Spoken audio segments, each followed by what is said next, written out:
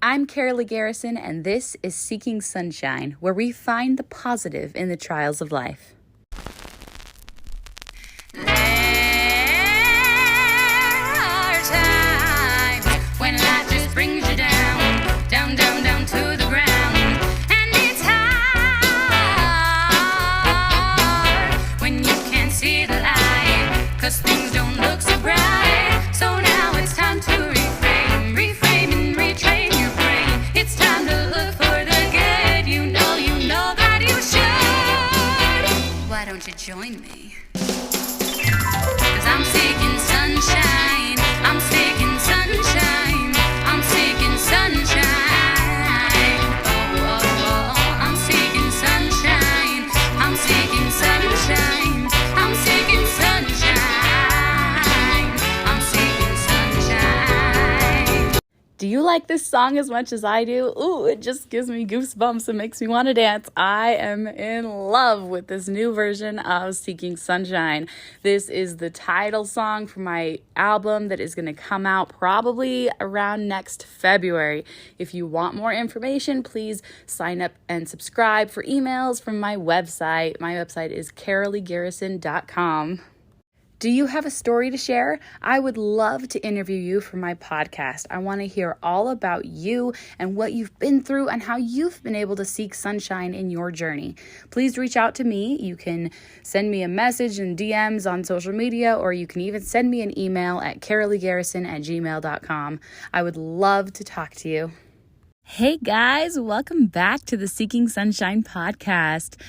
As always, I am so thankful that you are here to listen to my podcast. It really, truly means so much to me.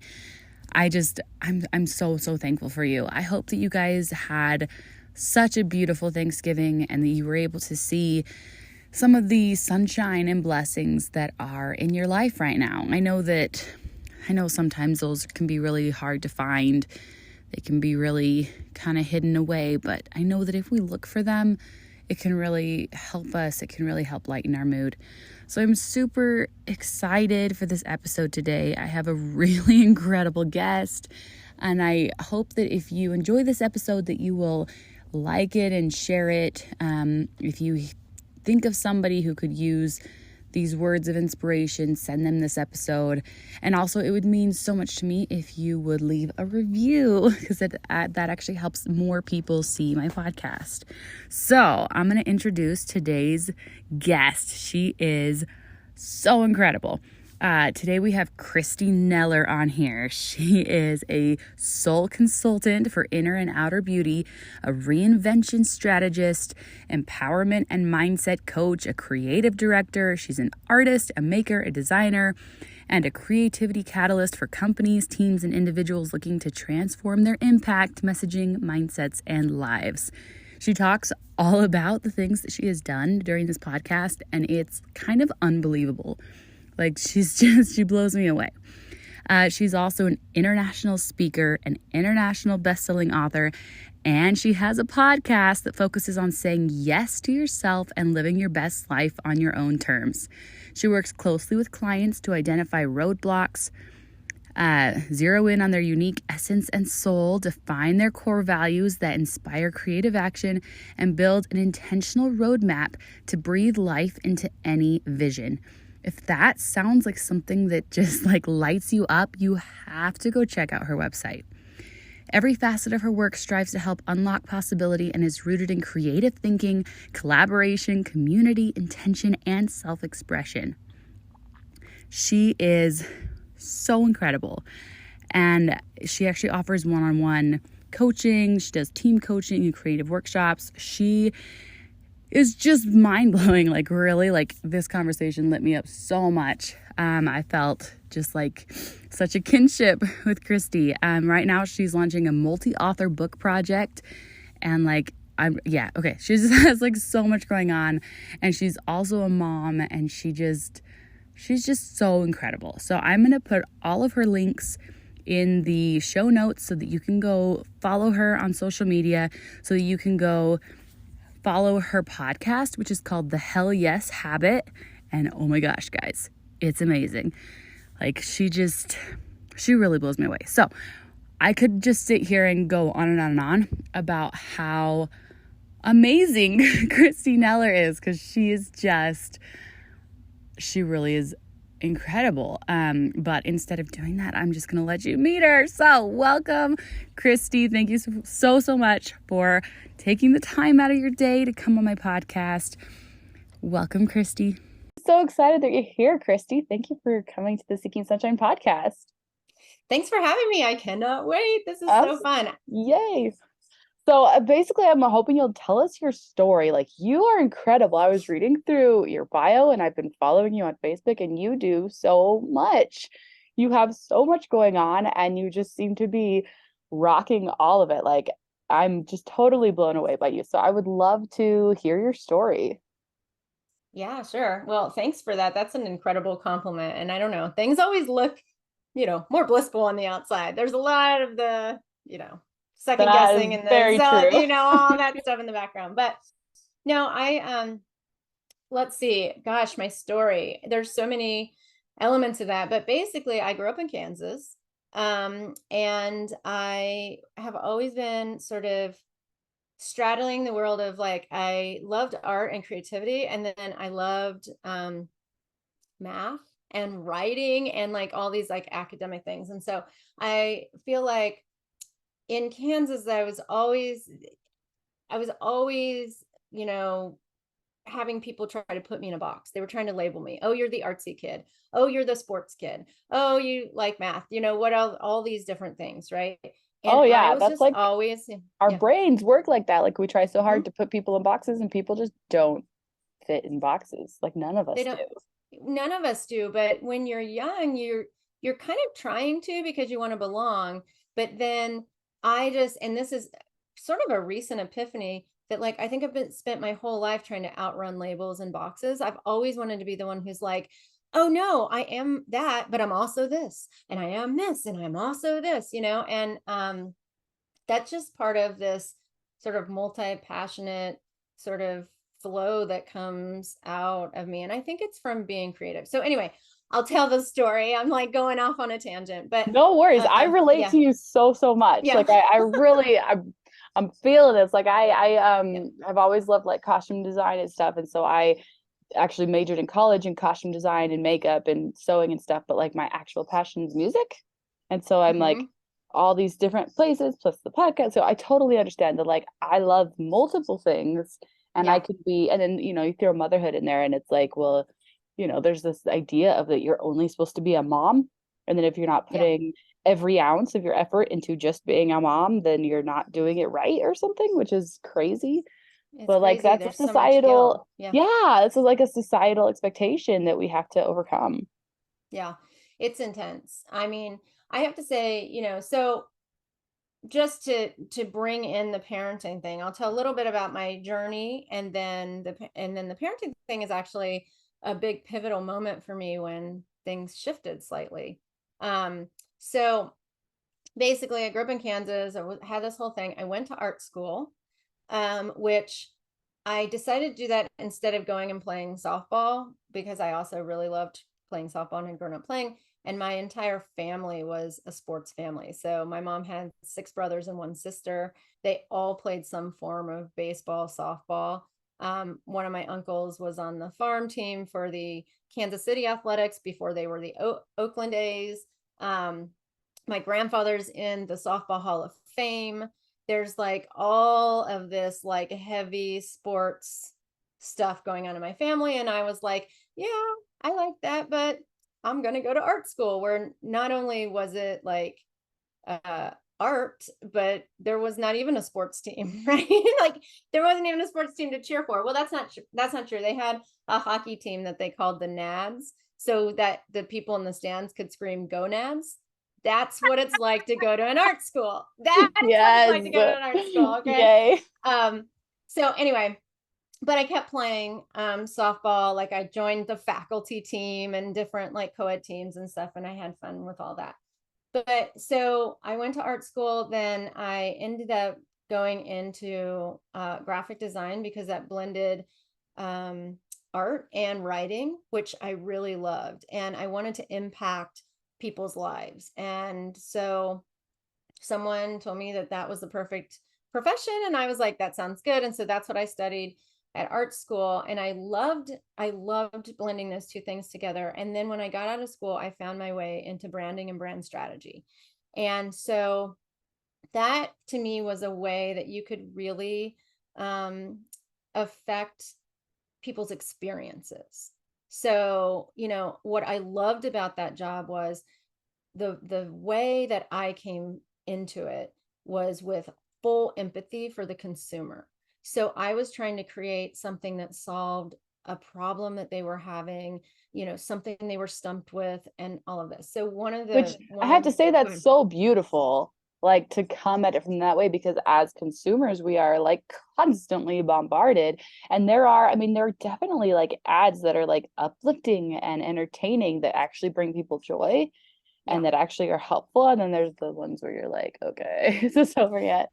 Well, it's an interesting profession because, a lot of it is driven by sales and marketing, and and people look at that and go, "Oh God, more stuff. You're just trying to sell me more stuff." And my point of view was, I don't want to sell you more stuff. I want to get you the right thing that you need. And I want the message to come through so that the right person finds the right thing. So an example of that was when I was doing packaging design for a small company in Boston when I lived there. We had a dog food company that we worked for, and the dog food was this really clean dog food. So I don't know if you know anything about dog food, but a lot of dog foods have fillers that aren't actually really good for your dogs, and then it causes diseases and all this stuff. And that's the bulk of, not now. Now there's, people get raw food diets and all kinds of things for their dogs. But at the time, it was like you had these big brands that were just, a means to an end. You got to feed your dog, you give them some food. Okay, nobody really thought about it. But this company was like, okay, we want it to be clean and healthy for dogs. And then in the packaging that I was focused on was for allergies. It was a 2 ingredient, and it was like no fillers. It was really just 2 ingredients that would help solve allergies in dogs. And so I was trying to design it. I'm a young designer. I'm kind of like, oh my God, this is a boring project. It's not sexy, whatever. And I got to thinking about it, and I thought, and I had grown up with dogs. I thought, if I loved my dog more than anything else, like I didn't have children, it was my thing, and my dog was suffering from something, and I had been to the vet and we couldn't figure it out and all this stuff, and I was standing in an aisle just figuring out what the hell to feed this dog, because it was uncomfortable and it was making my life uncomfortable, and I, taking hours and shedding and, all these things. And I thought, what would I want to see?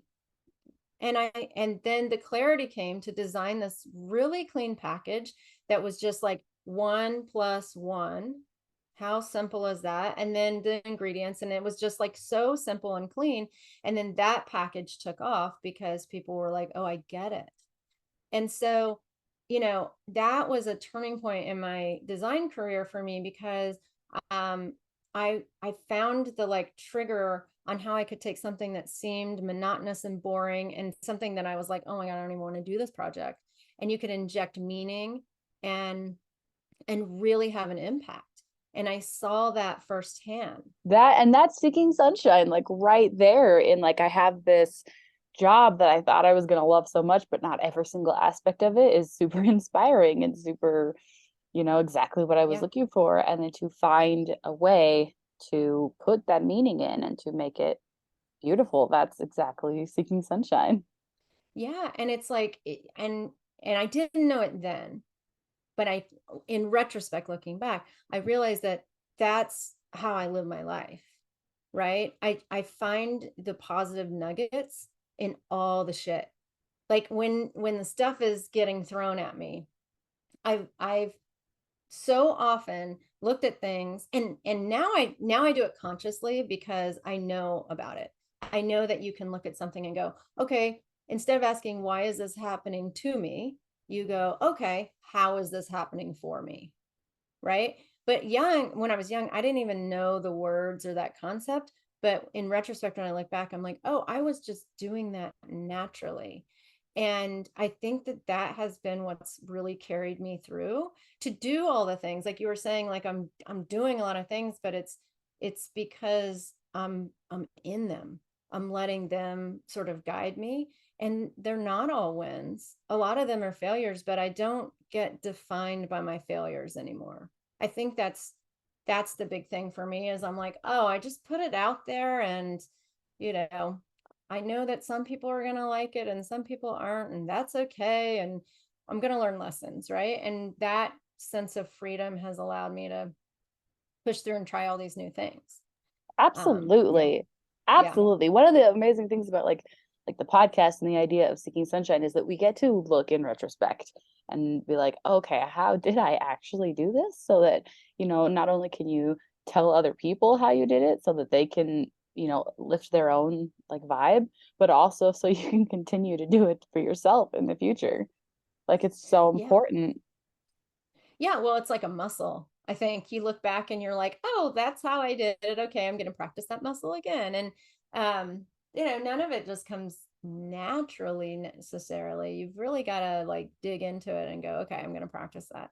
And, I would say, so I was a designer. I ended up moving to New York and becoming a creative director there, running these multi-million-dollar programs for all of these big companies. And, I think what helped me through that and what I really come back to is how is this serving me? And if it's not serving me anymore, it's okay to let it go because I left the big design career in New York when I had children. And that was hard for me because I had sort of defined my whole being around, being a creative and a strategic creative, which people were always like, wow, that's not how we view creatives. This is what I'm saying with these labels, right? So a lot of people think, oh my God, creativity is so amazing and I could never be that creative. And you're out in the clouds floating around and you come up with these amazing ideas, but you don't know how to pull them to, pull them off or whatever. And so then I would come in and people would say, oh, you actually have a very strategic mind. That's shocking. And I'm like, it's actually not shocking. Everybody has this. Everybody has it. It's not, you just have to tap into it. And it's a way of being. You just have to be like courageous enough to put wacky ideas out there and know that sometimes they're going to fly and sometimes they're going to fall and that's going to be okay. Yeah, and And it's I that think, yeah, balance between the creative and the structure.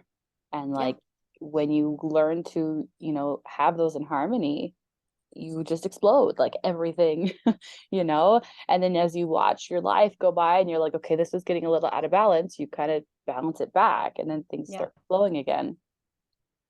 Yeah, and I think you have to just ask those deep questions like is this serving me? Is this strategy still working? And so I think, to become a designer in that way, I was a perfectionist. And I think that that served me really well in that career.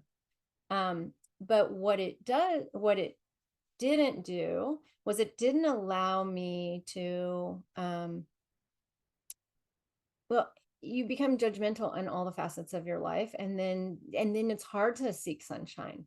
It's hard to find your inner goddess and happiness because you're too busy trying to solve the problem with, you know, version A, B, C, D, all the way to Z.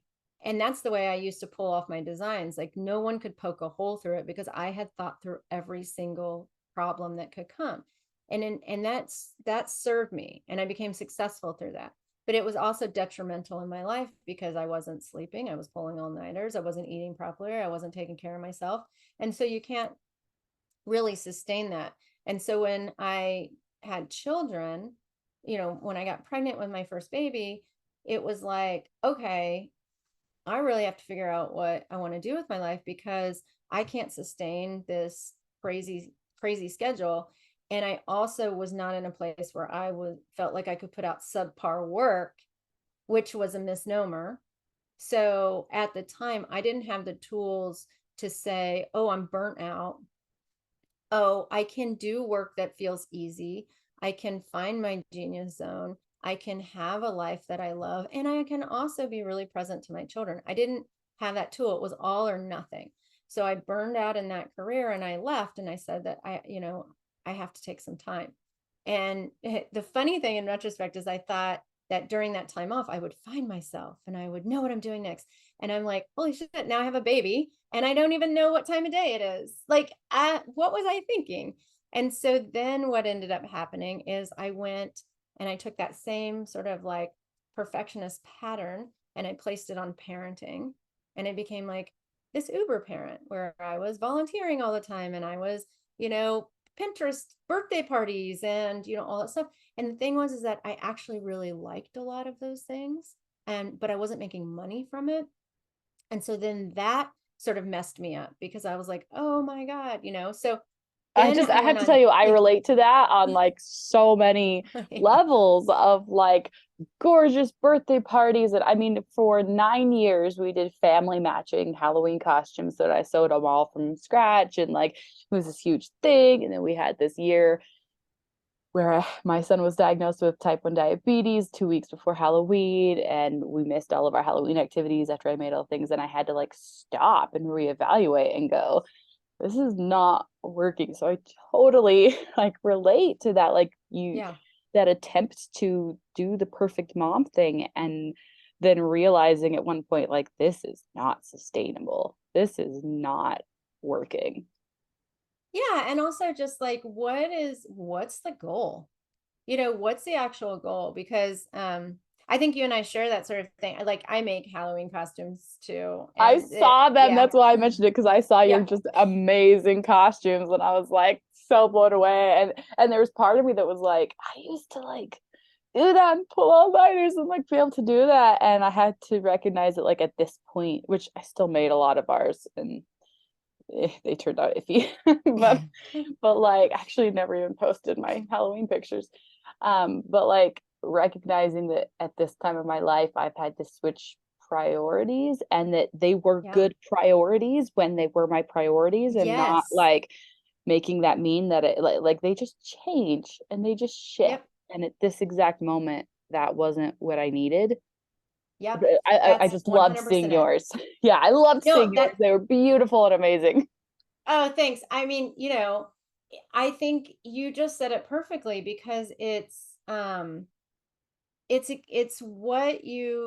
what the goal is and if it's serving it, right? So even with ours, like I made them this year and they were big and crazy. This might be the last year. It might be. And I had a conversation with my family about it, even though this year my big takeaway from it was I snapped into some level of flow that I haven't been in a really long time. Which is And amazing. Which I have to say, that feeling, I'm sorry, I'm yeah, interrupting you again, but yeah, no, good. I'm a super type A task oriented person. So like I like started my podcast and I was like, great, I'm gonna get my whole podcast done in 2 days for the rest of forever, and like it'll be done, right? Like, and I Yeah. tend to do that with every project that I do. And then there's been some that I just can't do that too. Like I'm a musician trying to do my album and I've been working on it for a year and I'm like, this is the longest I have worked on any Yeah. project. Yeah. And I'm like, I have to like just let it breathe and like take it slow. And that's so hard for me. But at the same time, I'm like, I'm gonna do a Christmas album in 2 weeks and get it done. And so like the last couple of weeks I've been like only working on that. And sometimes that works and that Yeah. flow can feel amazing, and sometimes you have to let it breathe, and the Yeah. important thing is to just like really be aware of like what is the right like method for this moment for me for now. Yeah, totally. And it's funny you say that because like I think people joke, you know, I've always been a hard worker or whatever, but the big joke is like there's nothing that motivates me like a deadline. Okay? So like I and it's not like a far out deadline, right?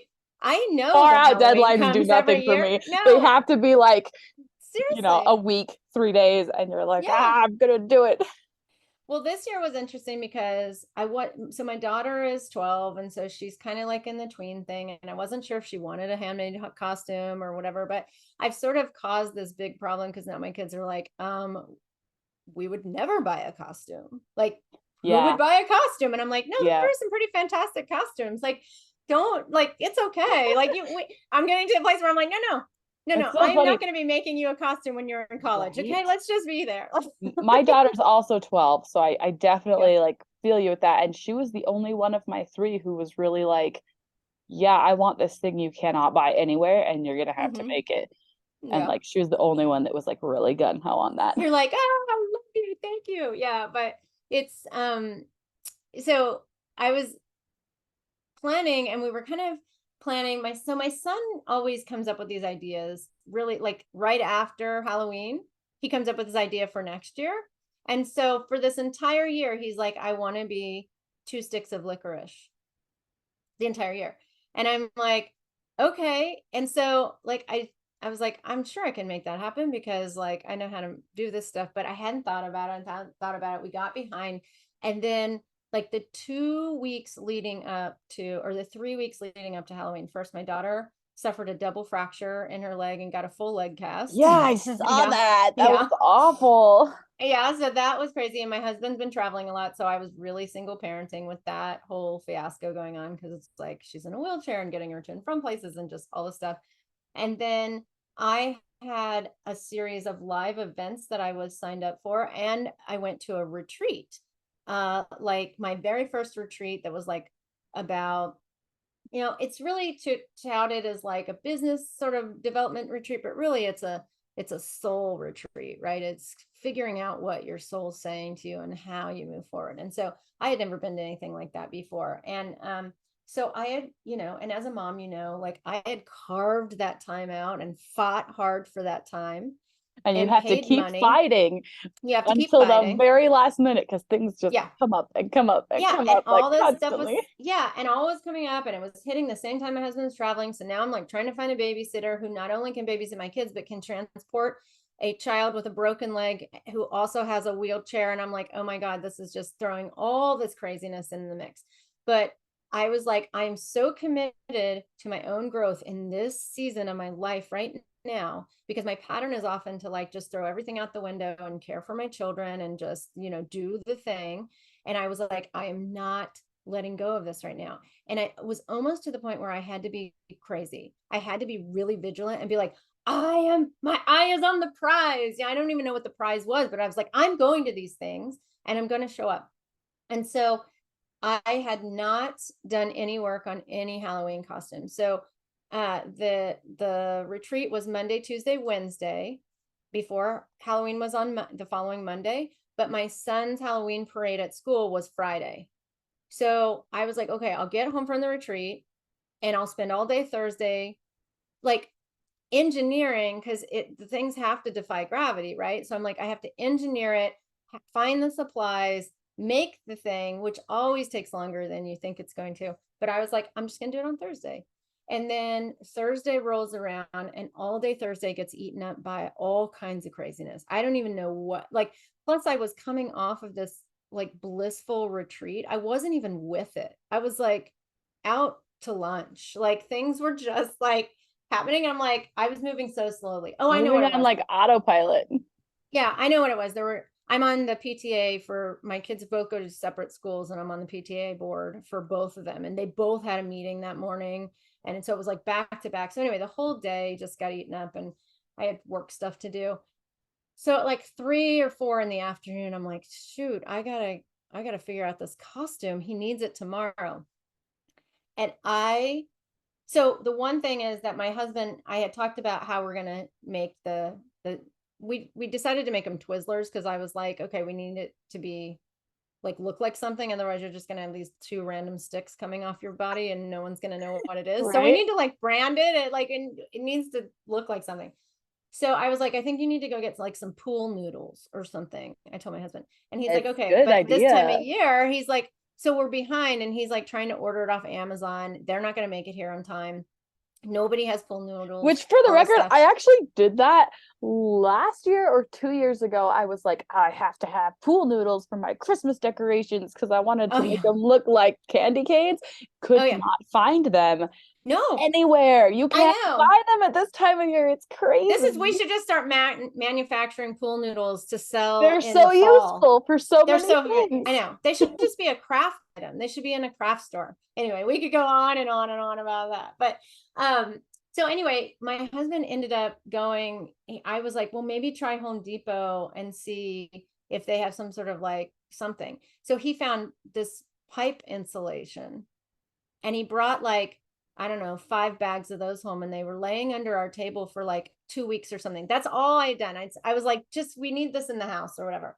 And so they were laying underneath the dining. I mean, this time of year, the house just is like exploded with creative Can I just projects tell you everywhere. Yeah. that I feel like you're describing my life in like just so many ways. So we had the church Halloween party was like the Friday, like a week and a half before Halloween. Oh yeah. Why? And Why do people so do that? Stop I doing know. that. And I so need I that was extra time. I know. So I spent like those 3 days. Like my daughter's costume, she wanted to be like this duck from DuckTales, this like Oh, white okay. duck. So I was trying to Yeah. like make this white wig with this floofy thing, and I made her a Oh my beak. God. Anyways, I feel you. I feel you. Yeah.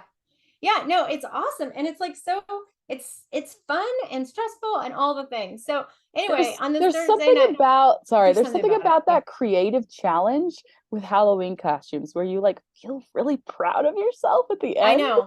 of Seriously. like I made something that was like it was really hard to figure out how to Yes, construct this thing, and then it was a I did it. success, and then you're Yes. like, I feel so creative right now, I and like know. that chance to like make your brain solve these problems that like on the surface level seem really impossible. Yes. And in record time. That's what this year was like. I was like, oh my God, I have to solve this right now. And I've got like 4 hours left, like it was almost like being on one of those like design challenge shows, which I always feel like I would just I love those shows. like, I love watching them. And I feel like I would just like be a deer in the headlights when I actually had to do it. And that when I'm at home, I'm like, yeah, I can do this. But so anyway, we like pulled this costume off. And the reason why I'm going in so much detail about this is because I realized in that moment that I was in such flow, like almost like a meditative state. I It was like my husband he's a really good artist, but one of the things that he can do really well is just like freehand typography and stuff. And so I was like, can you just freehand the Twizzlers logo for me on this white piece of felt? Okay, I And I'm saw going to put it on it there. and I Yeah. was like, how did you do that? Yeah. Because Yeah, I I was know. like, how was that? Like, did you print it? Did you embroider it? Okay, I was wondering that. Yeah. So now No, I'm he gonna know. freehanded it. He freehanded it. So That's I was amazing. like, yeah. So I'm busy building the construction. How's this bag going to look like it stands up off of his shoulders? How are these things going to defy gravity sticking out? So it ended up being 4 sticks of Twizzlers out the back, and then this bag. And but so as we're doing it all, I'm just like, my husband was like telling me, oh, I think you should do this with the Twizzlers or this or this. And I was like, no, that's not going to work. This is how it's going to work. And I just literally spit it out. It's going to go like this. I got the wire randomly, I have wire in my garage because I just have so many supplies because this is the way my brain Dude, works. somebody like Yeah. posted in a local group and they were like, does anybody have wire? I don't want to go to the store. And I was like, I have so much wire. So I feel you because I'm like, You're like, just come by. I can't explain how much wire I have. Yeah. Many craft supplies. It's I insane. know. So, and then when I try to do a project and I don't have that supply there, I get really itchy. I'm like, why do I not have the supply? This is so irritating. I have to go to the store and get the supply. What is happening? That's such Oh a my time gosh. suck. I ran out of hot glue when I Yeah. was doing our Oh costumes, and I no. was like, how do I run out of hot glue? Like, this is a household staple here. You're like, this is impossible. This is an impossibility. But yeah, so I just was like, oh my God, I hit this thing. And then so I made that one and I was kind of like, okay, that'll be good. And then because he was a junk food, snack food, whatever you want to call that, I was like to my husband, what do you want to be? And he was like, I want to be a Cheez-It. And I was like, like a bag of Cheez-Its? He's like, no, I want to be one Cheez-It. And I was like, okay. And so I'm like, all right, so I'll put that on. We'll do that for Friday, Saturday, and Sunday leading up to Monday, like, and then my daughter, who I said broke her leg and is in a wheelchair, and Halloween is such a big thing for us. And this was the first year she was going to get to go solo with her friends without her parents. But because she's all injured, now she's stuck with us again. So she was like, I don't know what I want to be and all this stuff. And so finally she came to me and she said, I want to be the Queen of Hearts from Alice in Wonderland. And I was like, oh, that's cool. And so Which I've done that one before. It is so much fun, and there is so much creative potential in that costume. Like, it can go so many ways. I know. And what was ironic was I was the queen. I made that costume for myself many years ago when I was 2 months pregnant with her. And she didn't even know that. She didn't know any of that. And so I was like, oh my God, I have a lot of these pieces. And then like so I had an Indian wedding. My husband's Indian. So I have this really big, beautiful Indian piece of jewelry that actually, when you put it in that, looks very regal, and it's got all the reds and all that. And so I was like, you can wear this piece of jewelry. And she's like, I can wear it. And I'm like, yeah, it's fine.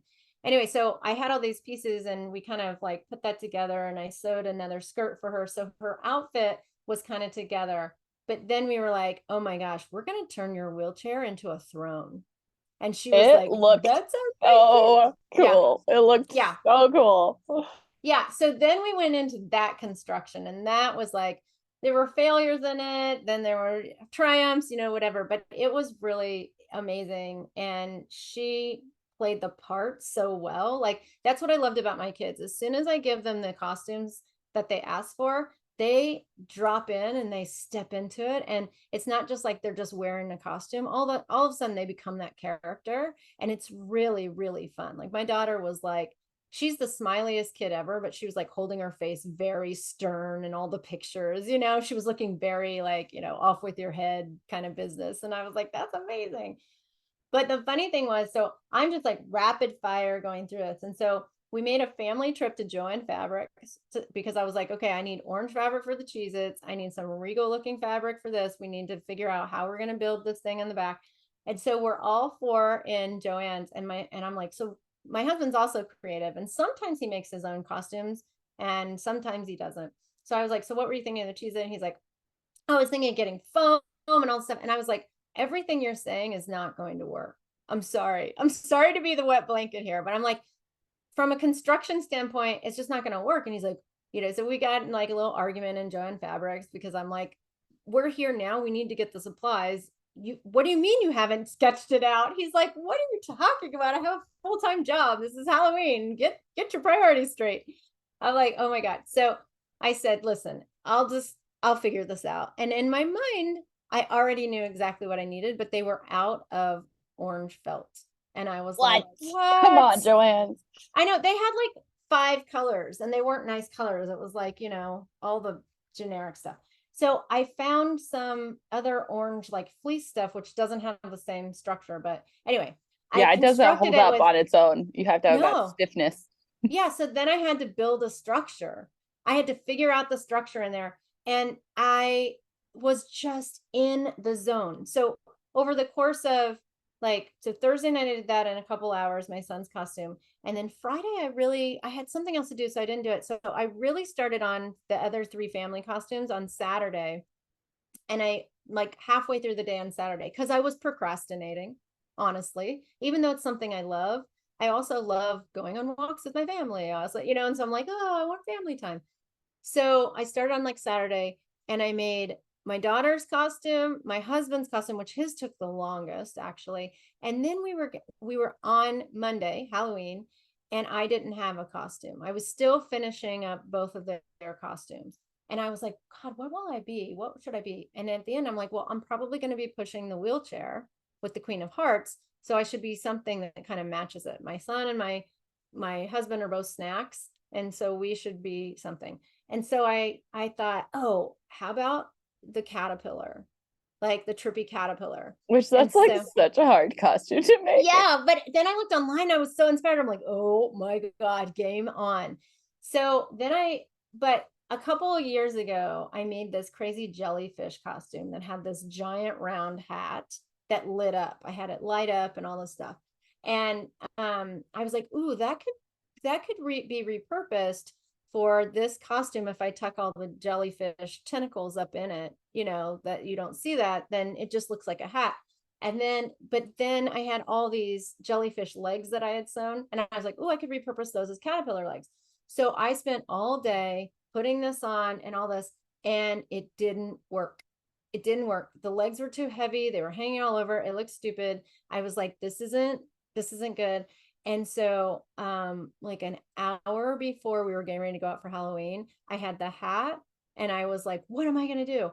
I literally found a teal blanket. I pulled it in. I pinned it in a couple of places.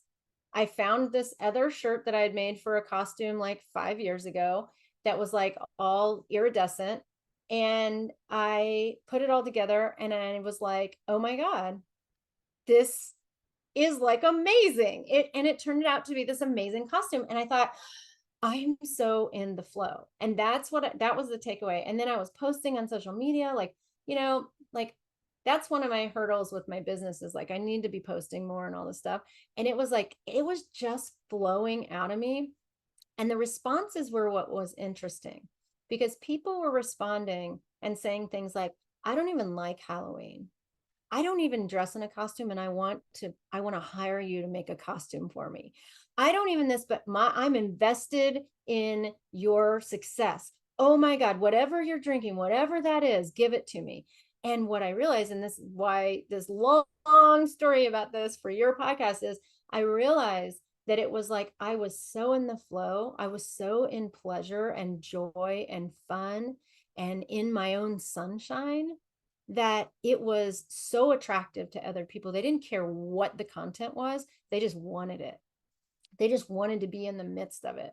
And that was so magical, because I was like, oh my God, this is it. This is the fountain, right? Where the magic is. And it's funny, because you were even saying, like, with costumes and stuff, do they want it? Do we want it? Are we going to do it again or whatever?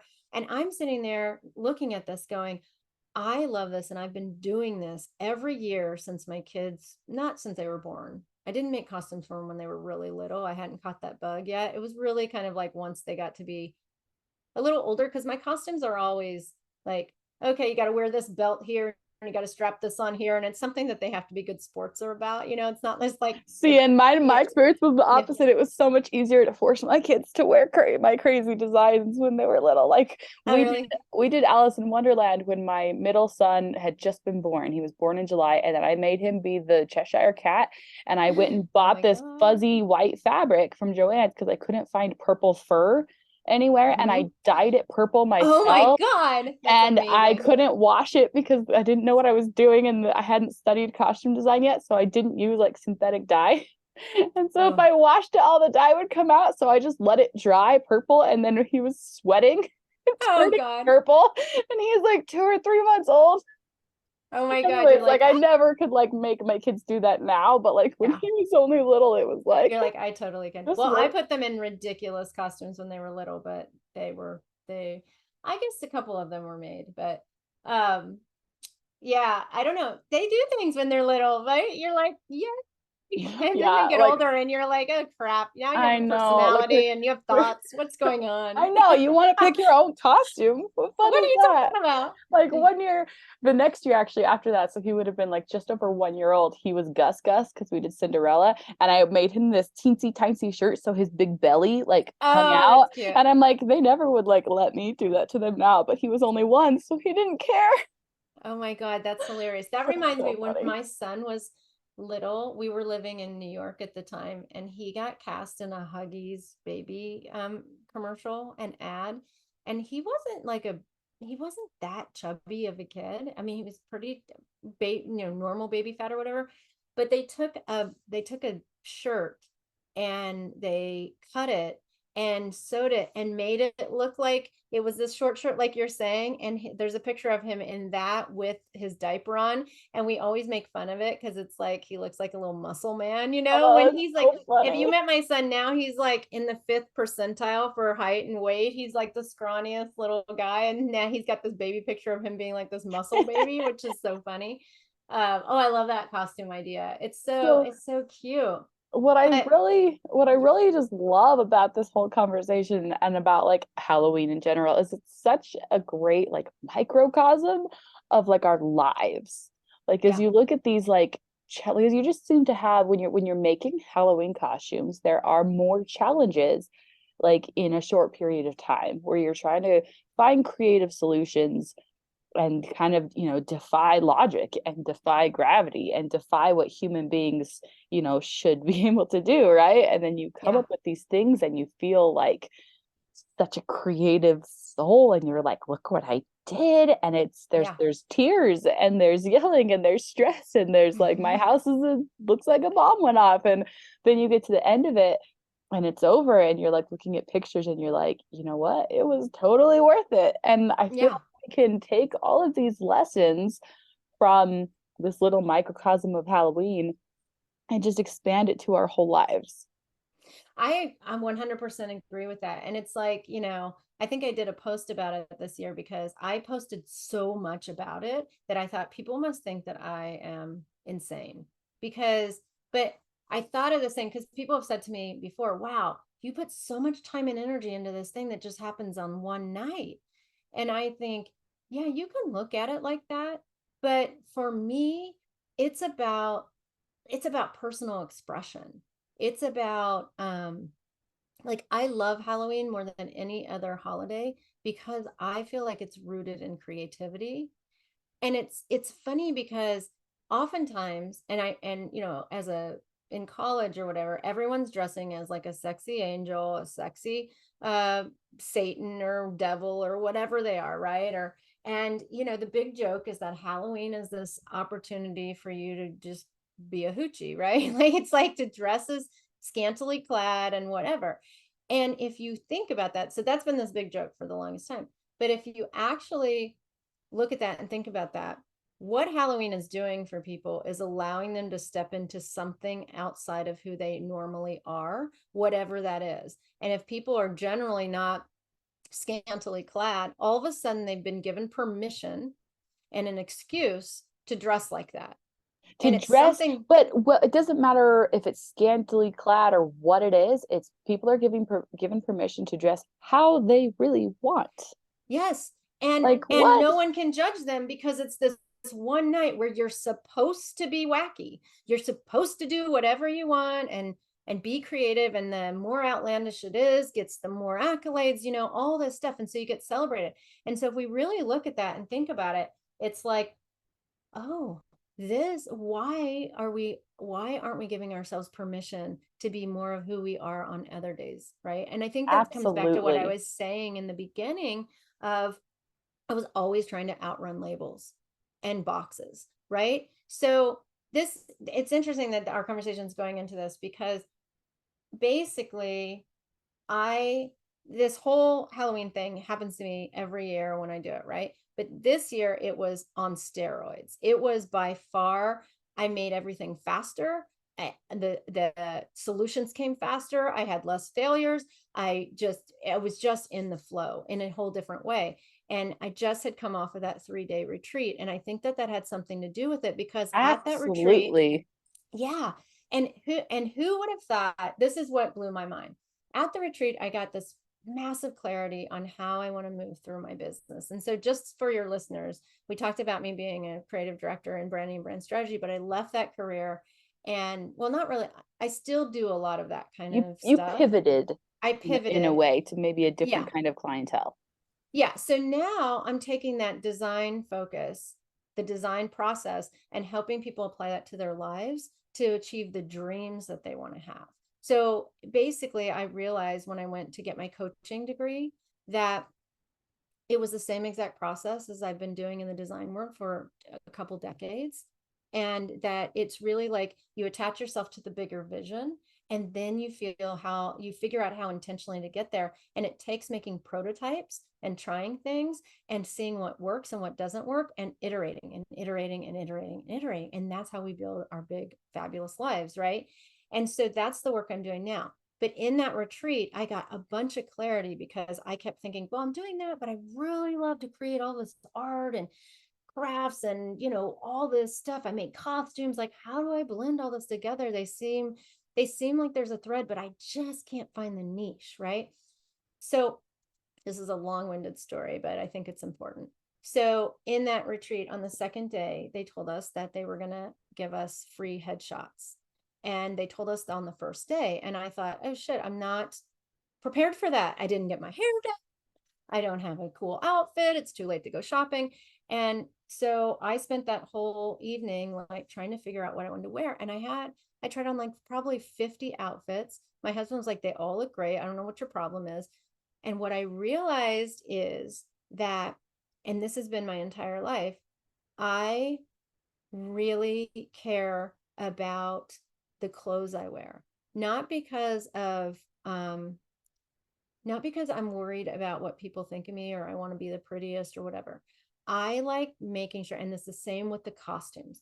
I like making sure that what I'm wearing that day is an outward expression of how I'm feeling on the inside that day. Okay, I feel like nobody else gets that because I spend an hour doing my makeup and my hair every single morning without fail, even when my kids were newborns, like hands down, like that's what I do.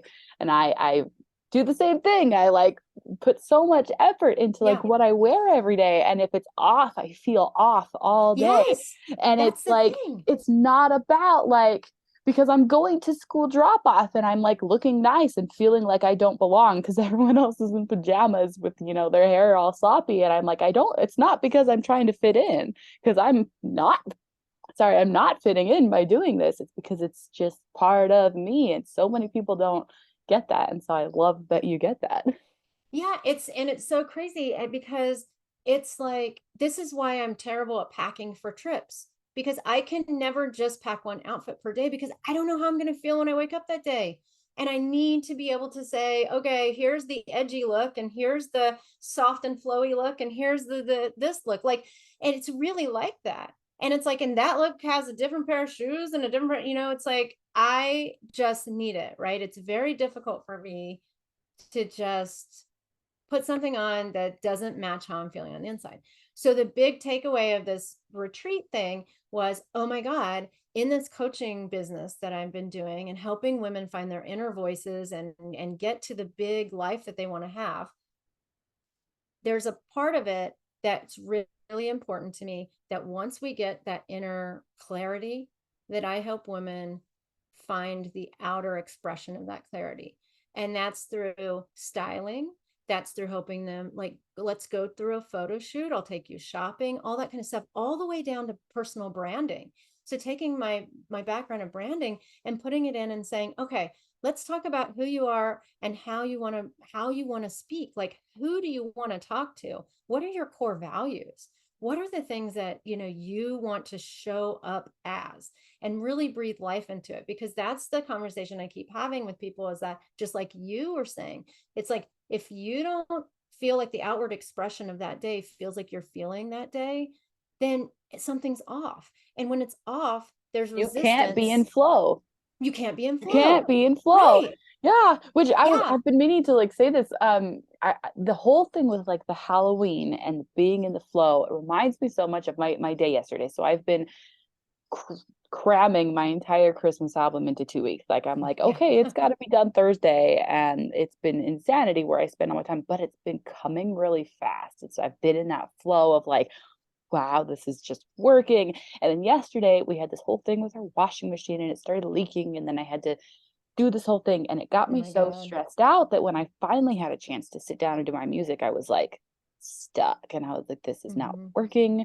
All of a sudden I feel like none of this is good enough. All of a sudden I'm like, this is garbage. I need to like everything just like stopped. And then I realized like I've been so stressed out all day that I like completely took myself out of that flow that I was in, out of that that divine like spirit that I was like, that was making Yeah. this whole thing just happen the way it was supposed to. And so I had to like really reset my mind to get there. And that's exactly what you're talking about. Like that's what you did with Halloween. And that's what you're trying to help women do with their lives. Like let's Yeah. reset and get into flow. Yeah, and really, yeah, and just really breathe into that, right? And that's what was so different about creating those costumes this time, is that I realized why I care so much. I realized why the details mattered to me. I realized why I could look at it and go, no, the Cheez-It cannot be foam. You're going to be hot, it's not going to hang properly. It needs to look like this. Basically, you need to wear a big sack on you that has a structure at the top, and it was just like, I looked at it and I was like, this makes sense. And then also on the flip side of that, I over constructed this whole caterpillar costume that didn't work because that one needed to just be light and easy and simple. And the lesson to me there was like, oh, it doesn't have to be overthinking. Like I have the ability to have that foresight to structurally plan something like, Twizzlers sticking up and defying gravity. And I also get to have the flexibility to come over and wrap a blanket around me and imagine that 4 pins in strategic places made it look like a freaking caterpillar. Well, and I have that range. it's And so we all do. easy. Yeah. Yeah. It's so Yeah. easy to Sorry. forget to let it be easy. Yeah. And Like, both of those were on the spectrum. That was mhm, on either end of the spectrum, and they were both easy. And that you just hit it on the head. They were both easy because they both came in flow in different ways. But there was difficulty in the middle because you've got to kind of test things and iterate things and try and be willing to throw it out when it doesn't work. yeah. Because I was at game time for Halloween and I had that whole costume constructed, and it was not easy, and it took me the entire day. And to be able to be like, oh my God, okay, I'm just going to throw that out and do something else. That's not like me. That actually Oh, is a that's new so level. difficult. That's That's so a hard new, to yeah. like throw out But it work was, you've done. yeah, it is. But it was like, I know it was actually easy. It was hard. And then it was like, all of a sudden I had this idea that was just like, oh my God, let it be easy. Just stop. And then my husband's like, well, what are you going to wear? Because he knows that's important to me. And I'm like, I'm going to figure it out. And then I came in with that thing pinned and he's like, that is incredible. That looks way better than the other thing. And I was like, I know. And I would have Yep. never gotten to it unless I gave myself permission to Yes. fail. Well, and I feel like there's such a fine line between like forcing it, like being a super Yeah. type A, like go getter. I tend Yes. to force things, and as soon as I start forcing things, they stop working, and I have to go, oh, wait a minute, I was trying to force Yeah. my will again, and Yeah. it doesn't work, and then to step back and go, okay, reevaluate, let it be easy. It can be Yeah. easy. And for people like us, the super type A, that's like, we want everything mapped out. Like, if we really have to practice on letting it be easy, because that doesn't feel legit. That feels like, oh, that's too easy. Well, it's not supposed to be easy, but this is what society has taught us. We are It's supposed to work conditioned us. Yeah. hard. If you Work don't work hard, hard, then it sacrifice. can't be right, right? Yeah. I've always been like, I am the hardest worker, and that Yeah. is the way to be, but nothing was ever working Yep. I know. because when I was forcing that, like of course I'm always going to be a hard worker, but when it was working in force and like making it happen no Yeah. matter what, like it wasn't what was supposed to be. Well, that's that whole idea of work smarter, not harder, right? It doesn't mean that you're not working. It doesn't mean you're not, you know, you're just lazing about, praying in the corner and saying things are going to drop in, right? That is part of the process. You got to ask for it. You got to meditate. You got to listen for the answers. You got to do all that stuff, but you also have to take intentional action. It doesn't just come to you because you do those things, right? And I think that was the difference for me in kind of understanding that, because I also got to everywhere that I got to that I was talking about before by pushing, by asking for more, for like just very masculine energy. Like, I get a seat at this table and I'm going to show you because I'm going to work so hard. You can't say no. But that is exactly why I burned out. Like on paper, my life looked phenomenal, right?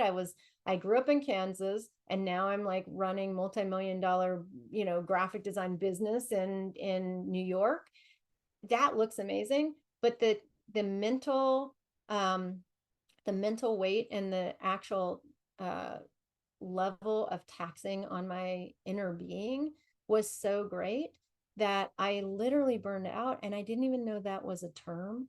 I didn't even know that was a thing, like a real legit thing. Up until that time, if somebody ever came to work and said, God, I'm so stressed, my response probably would have been something like, put on your big girl pants and move on, like stop it. But these days I look at it and go, okay, well, let's look at the root cause of that. What's causing the stress? Stress is really bad for your body. It actually causes inflammation. I didn't have any of those tools. And And I it's think, just yeah, amazing that we are stepping into this time in history where we have those tools, and sharing them with other people like you do is just, it's so important and so essential for all of us. it is. And imagine if we could get to what we got to, pushing and striving and sacrificing. Imagine what our potential is now that we can do it a different way. And, people get really stuck in, and me included, stuck in the, oh no, but I know how it works. Oh no, this is how you have to do it. This is how it has to look, right? And it's very hard to release that because Oh, it's so funny. we It's know that we've gotten there that way, Yeah. right? I Yeah. one of the songs I wrote for my album that'll probably come out in like February, it says, "What if it doesn't have to look the way they said it did? Just wait. Yes, Just like that's right.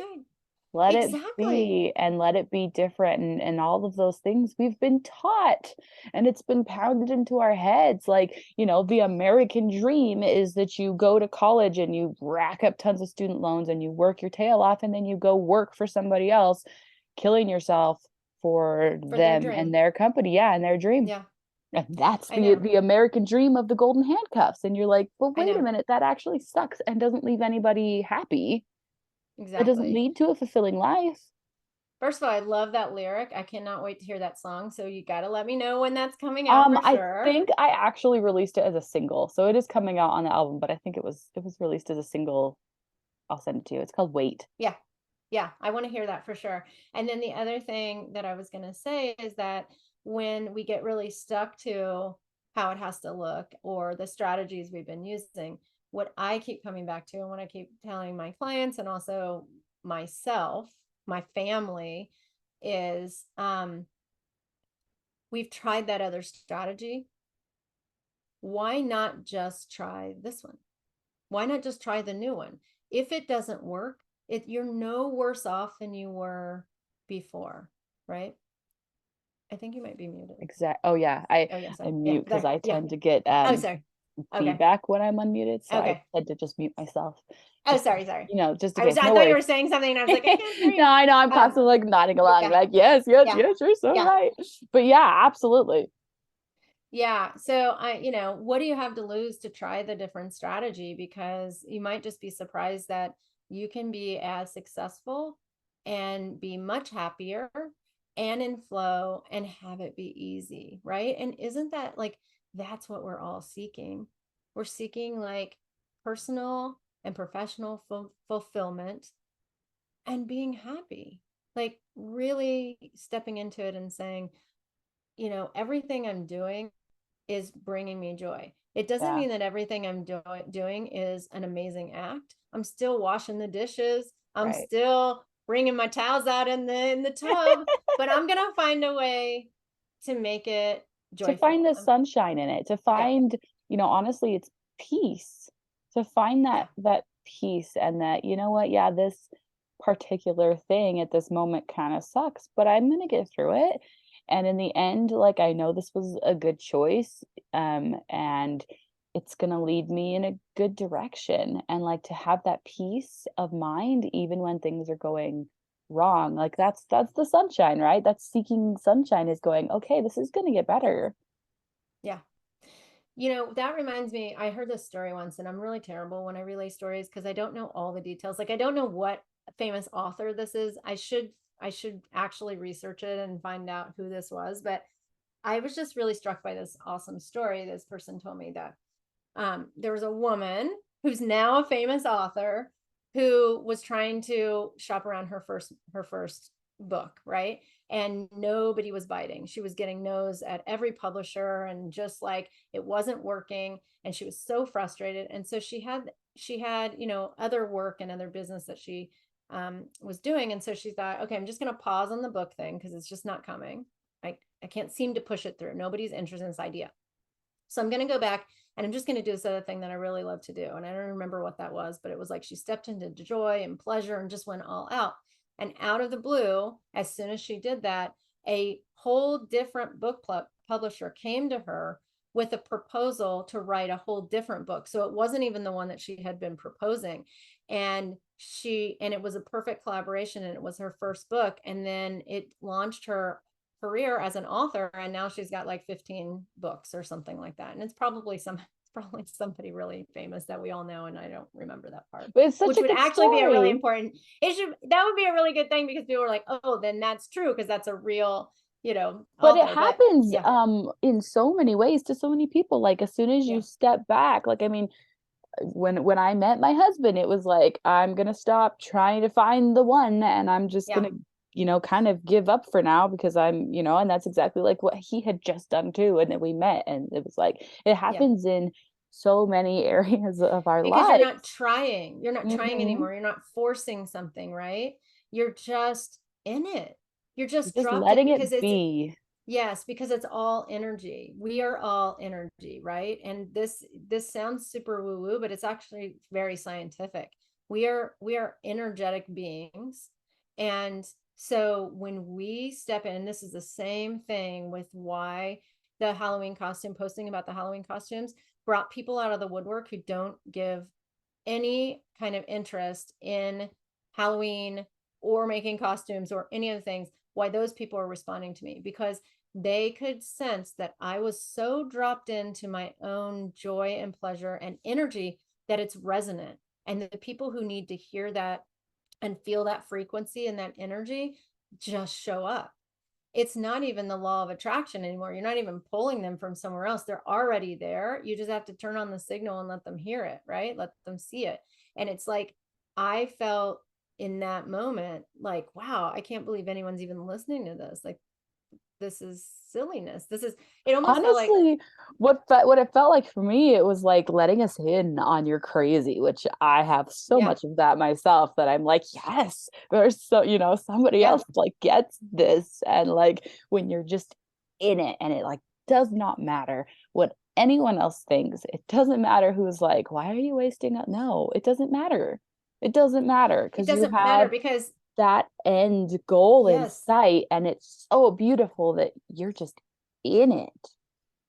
what I love about Halloween is it forces me to take the time at least once a year to snap into that. And I do it, in other ways, but this year, for the experience this year, it opened my eyes to how to bring this in more often and why it's important. Because I have always done it, but it's always been compartmentalized into the Halloween crazy, right? I'm just like, oh, I love it. But I realize that I love it because it's so much about self-expression. It's so much, like you said, about being in a moment and solving a problem in front of you that doesn't seem like it has a solution. You're like, I don't know. Like, one of the costumes my daughter asked for several years ago was, she wanted to be a puffer fish that actually puffs up and Ooh, that's a contracts. challenge. Yeah. And I'm like, oh my God. And in the end, I made it happen. I made it happen.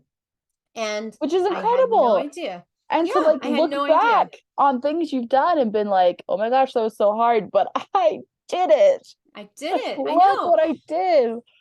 And it's like, if we apply that to our everyday life, not that we have to say that everything has to be hard and I did it, but if we look at it and go, I stepped into something that was incredible every single day because I chose to, because I wanted to, because it was important to me, and it didn't matter what the outcome was. Because I think that's the thing. They're like, people are like, well, it's so much more expensive to make your own costumes, and it's so much more time consuming, and you had to put all these other things off. And I'm like, that's because I chose to do it. I don't, I chose it. It matters to me. And I keep every costume. I keep them. And people were like, why? And I'm like, because just like this year, I reuse pieces and parts because I can envision how they can become something else. That jellyfish has also become a alien one year. Like there are years when I haven't had time to really go full in and make. And so we repurpose and we use them in different ways. And, you make some pieces and parts of it. But Well, and how amazing is it to sit there and go, this is a choice. And to sit there and go, oh, like, because I've had years where I was like, okay, I have to do this thing and I don't want to do this thing. And can we just skip it? yeah, And feeling like I was forced into it. But then when the years where I'm like, no, this is a choice. And I yeah, can choose to skip it or I can choose to embrace it. And that right. makes such a world of difference.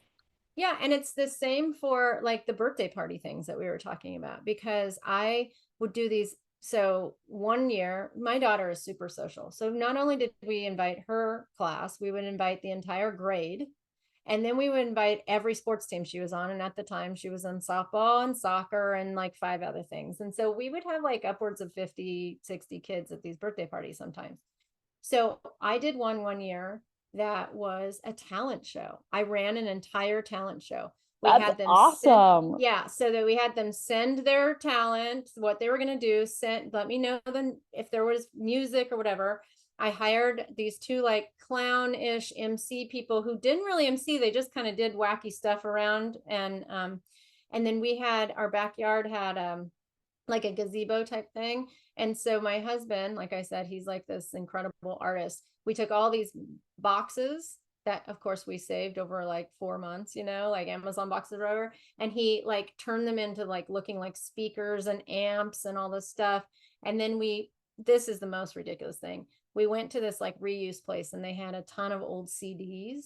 And we went and we made like a glitter, it was like a curtain that hung on the back out of CDs. So he like, poked holes through all this, burnt holes through all the CDs, and we had them on silver loops. And so they shimmered in the sun or whatever. Anyway, we did this whole crazy thing. And then I make 3-dimensional cakes. So I made one that was like a 3-dimensional drum set for my daughter. And then the other one was a record player where the record actually spun. And What? so Okay. yes, so I'm telling you, like it's the fountain is Oh, it's I unlimited, right? love it Yeah, because I'm sitting here going, "Oh my gosh, I remember when I did something like that. I remember when I did yeah, something that was totally crazy." And exactly. I And love it was it. fun. But to your point about choice, I chose to do all that because I loved it. Now this year for her birthday party, we basically, I don't know if you've heard of this app. It's called Swimply, where you can go and rent basically the backyard of somebody's house and rent their swimming Cool. pool. It's incredible. So we did that, and I made no cake. I got cupcakes. I made mocktails for the girls. I did a few things like that, but it was nowhere near what that was. But that's because that's what she wanted. And that was a choice this year to not go crazy. And it took me a little bit because I'm like, this isn't like the years past because I There's a loved little building bit, community. there's a little Yeah. bit of grief that goes Yeah. into There's a not little bit going in all there. out. Like I feel that Yeah. sometimes where I'm like, I kind of miss this. I know it's good for me and I know Yeah. this was the right choice, but there's a little grief there because it's such Yeah. an energy. It's It such like a is. high vibe It's energy such a to high get vibe into energy. that Yes. planning mode of like, I'm gonna make this happen and it's gonna be epic. Yeah. And it's amazing. But the thing is like if we look at that little bit of grief that happens, we have to and we apply that to our lives and think about that's how we feel. That's that little bit of grief or the fear of that grief is often what holds us stuck running the old strategies that aren't serving us anymore. That little thing that seems inconsequential is actually so powerful in our lives that it holds us from going forward and saying, I'm going to try a different strategy. It's okay to let go of that thing that I know is sure but doesn't feel good anymore, but I know it's certain. it's really uncomfortable to get out there in the uncertain. But that's where spontaneity lives. That's where creativity lives. That's where joy lives. So we have to trick ourselves into saying that little bit of grief or that resistance or that feeling of discomfort is not going to own me. I have to push through that because on the other side, there's so much waiting, It's and that's how we growth. keep moving forward. That's how we Yeah. grow. It's like Yeah. you recognize, that little bit of sadness is there, that nostalgia, and you're like, yeah, and then you Yeah. move on, and then you Yeah. grow, and then you change, and that's okay, and That's it's okay. great. Yeah. And we don't push those feelings down. You don't want to push them down and just be like, don't feel those. Feel them and do it anyway. Right? Yep. Feel Hmm. them, and like you said, and then move through. And as soon as you do that, those feelings dissipate on their own. They don't get stuffed down. They just evaporate. They just kind of go, okay, I served my purpose, and look at all the beauty. I made the right choice. But I Absolutely. think I feel like that's a really strong point because I am a second guesser. I overthink things. I pour meaning into stuff. And this is a lot of the work I've been doing in recent years with my self-development is like letting it all be okay and trying to reconnect with my own internal yes. What's a hell yes in my body? What's not a hell yes? And if it's not a hell yes, then don't do it.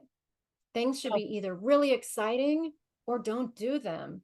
And this is a process for me. I'm saying this. I don't practice this every day. I say yes to everything, just like you said in the beginning. I'm doing a ton of things. Some of them I'm really excited about. Some of them are have tos. It's a process, but I'm trying to I see the reason why I've got to let things go. And Yes. somebody told me once, sometimes you have to let things go that feel good in order to get to great. Yes. And I'm like, I love oh that. man, but that's so hard because when they're good, you're like, they're good. They're good. Hmm. It's cool. So But speaking if of you, yeah. hell yes, tell us about your podcast. Oh yeah. So my podcast is called The Hell Yes Habit. And it's pretty similar sort of content wise to Seeking Sunshine. It's really about us finding our own like liberation and freedom and how we define our lives on our own terms to get to the blissful place that we want to. So Yes. it's it's evolving. So I'm just getting ready to launch season 2. And what's interesting is like I started out thinking that it was going to be a lot of finding out like what the practices that people do to get them to that hell yes. And that's still a part of it, but it's grown to be more than that. It's not just, I mean, we always talk about the practices. And even here today, we talked about a lot of different practices, right? But it's more about like, what are the mindsets? Why, how did you move from point A to point B and why? And, all of that. And so it goes from interviews like this to individual, like I do solo cast episodes. And this season, and so at the end of every one, I do a little recap, like all the takeaways. And those are called the little love bombs, because that's a little art. Little love bombs are sort of this other little art thing that I do. And it's really kind of reflecting on the everyday pieces of life that give us these lessons if we're open to them. And so those are the takeaways at the end. And so this season, what I'm doing is I'll do a full episode once a week. And then once a week, I'm going to come in and do like a 2 to 5 minute, maybe 7 minute episode. That's just like a little love bomb. And that's sort of like that story I was telling about the person who's like snapped into joy and got the book deal. It's sort of like just highlighting some of these really cool little happenings that I think help us move forward. So that's been really fun. And so talking about like letting things be easy and moving forward. I also love writing. I've always wanted to write a book. And last year I wrote a chapter in a multi-author book.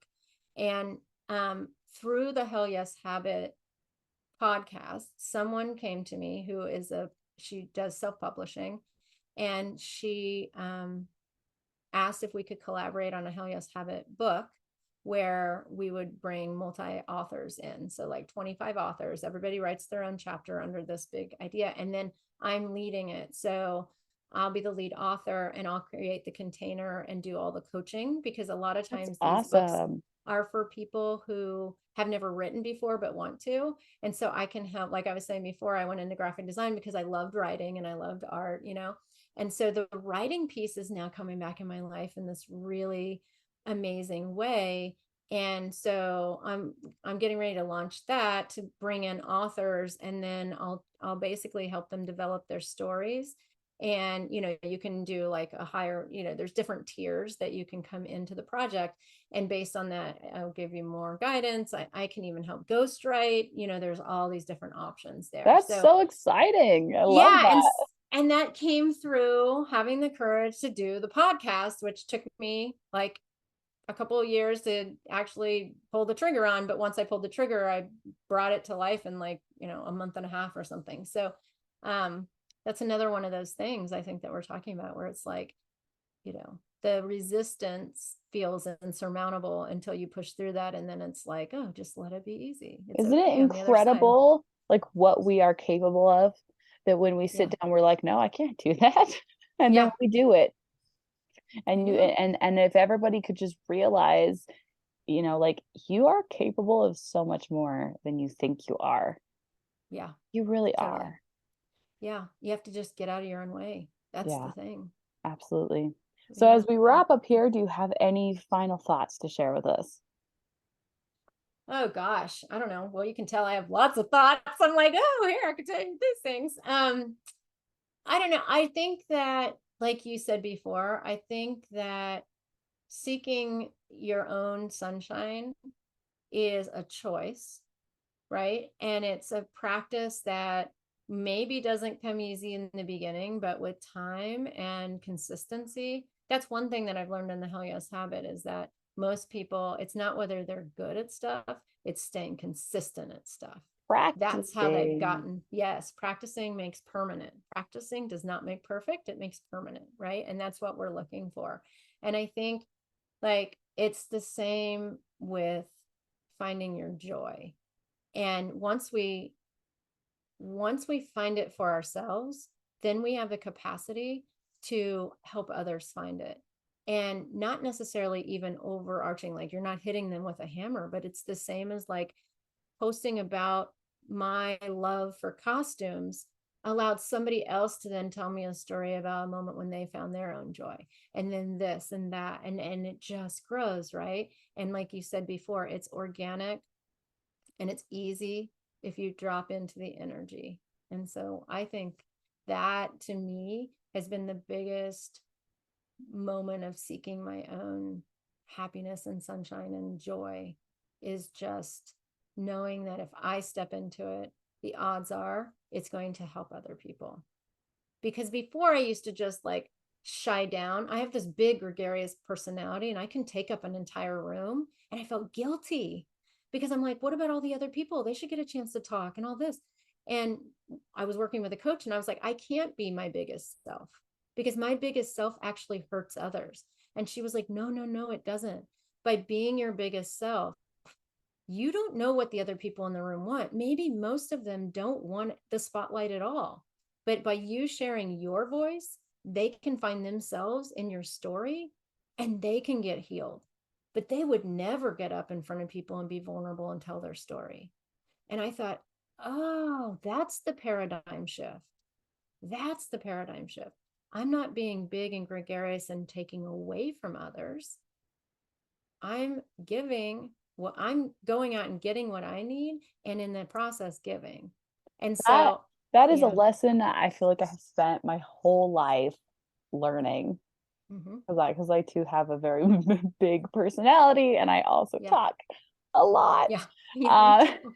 and yeah, I mean, when I was in elementary school, I was like determined to force myself to be a shy person because I thought that people would like me more. And if I would just shut up, if I would just shrink, that Mm, would be better. And it was so wrong. And it took me so yeah. long to realize that exactly what you're saying, that when we are our big outgoing selves, that actually like lifts everybody else around us.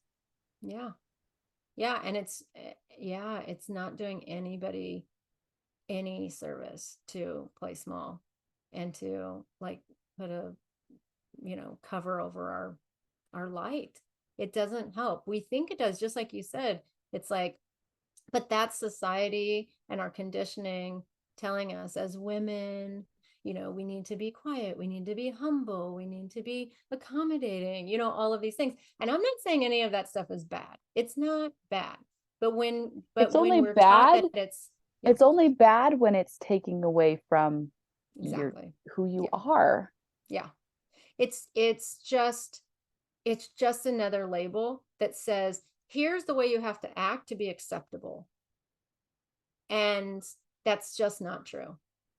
It's just not true. And I think we're heading into a whole new generation where that lid is opening, because Yes. even I feel like in my time coming up in my career, it wasn't necessarily like I had to put a lid on things necessarily, but I had to act a certain way to get a seat at the table. And I think those seats at the table are opening more often now, and they're coming from the people who actually step into their full authenticity and have the courage to be fully them. And one other thing that comes up in that mindset is, in this work, when you're digging in and you're learning about yourself and you're growing, you discover things about yourself you don't like. And I think even as a perfectionist, there's a lot of that, right? Especially as a perfectionist. You're like, oh God, I don't want to share that thing. Don't let anyone know about that part. I mean, just show this part, whatever. But when you can look at those pieces and parts, you don't have to like them, but if you can love them as parts of you, love all the parts of you, then there's a freedom in there to allow you to actually shine your light on the things that really do matter, that really do light you up, the things that you want people to really know. You can put more energy and time and love into that, but you've got to love the other parts and not ignore them or shove them down or feel shameful about them, because you might think that they're going away, but they are actually driving the bus. They're underneath there driving the bus. And if you can find a way to love those nasty things, all of a sudden the really positive things are going to shine brighter, and you're going to have more of that attracted to you. That's definitely something that I've sort of come across, I'd say, in the last year or two. And it's a work in progress, because it's very hard to start to love the parts that you don't like. But it comes back to that empathy. Have empathy for those things. You don't have to become them. They aren't you. They are a part of a complex mixture that makes you whole. Yeah, and empathy is so it's so important to have empathy, not just for others and those around you, but for yourself. That is essential, and I think that we forget about that when we think about empathy and compassion. Yeah, I think it's the most essential, actually. Yeah, because how can we have it for other people when we are still refusing to give it to ourselves? Right. It's insane. You can't. We think we can, but you can't. Yeah. Yeah. This has been such a great conversation, and we could just talk all day, and I'll have to have you back on because I just love talking to you. But thank you so absolutely. much. And we need to schedule you on mine. So yeah, I'd all love your to listeners come. can come listen there too. And I know, it'll be fabulous. Yeah, we will continue this conversation for sure. It's so much fun. I feel like we are two peas in a pod. We just I know, we could so talk all in day. common. Thank you so much for having me. It's been really fun. And actually, I had kind of a crazy morning. So this has just been really like great and grounding, and just like, I'm so shifts the glad. energy. So that's great. I always find these conversations so uplifting. That's why I love doing my podcast so much, is because I love like really connecting with people, and you are incredible. And it was just so amazing to have you on. Thank you so much for being here. Oh, thank you. Have a lovely day. You too. Bye. Bye. Oh my goodness, guys. I could seriously just talk to Kristi all day long. She's just like my soul sister. We talked about Halloween, and I'm just like, this is so me. I've done this so many years and felt a little kooky, and it's just so beautiful to relate to someone in that way. So here are my very favorite takeaways. Number 1, instead of asking, why is this happening to me? You ask, how is this happening for me? Number 2, I ask myself, how is this serving me? And if it's not serving me anymore, it's okay to let it go. Number 3, you just have to be courageous enough to put wacky ideas out there and know that sometimes they're going to fly and sometimes they're going to fall. And that's going to be okay. Number 4, why aren't we giving ourselves permission to be more of who we are every day? Number 5, I never would have gotten there without giving myself permission to fail. Number 6, I stepped into something that was incredible every single day because I chose to, because I wanted to, because it was important to me and it didn't matter what the outcome was. Number 7, make a choice and embrace it. Number 8, if it's not a hell yes, then don't do it. Number 9, sometimes you have to let things go that feel good in order to get to great. And lastly, number 10, it is not doing anybody any service to play small and cover our light. Oh, I just loved this episode so much. Please like and share and subscribe, leave a review, and don't forget to go listen to my Christmas album and share that as well. I worked so hard on it, and it was really a labor of love, and I hope that the songs in that album touch your soul like they do me. So I'm going to leave you with one of those songs. Have a beautiful, sunshiny day.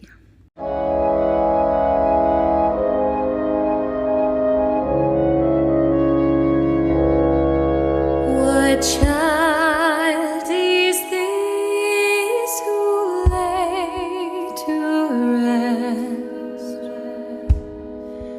on Mary's lap is sleeping,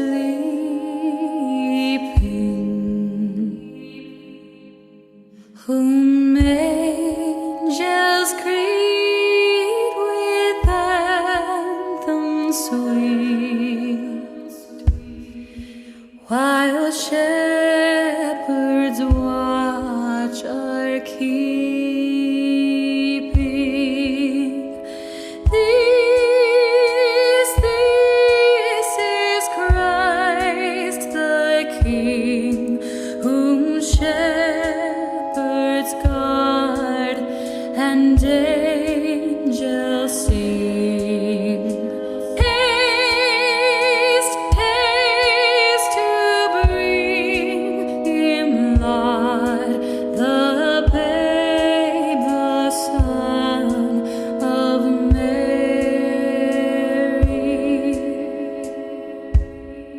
So bring him incense, gold, and myrrh. Come, peasant kings, to own him, the King of kings.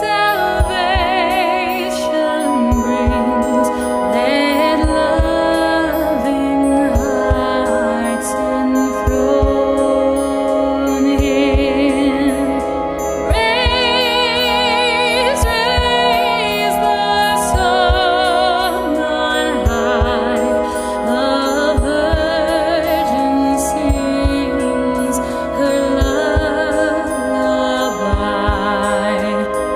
Joy, joy, for Christ is born, the babe, the Son of Mary.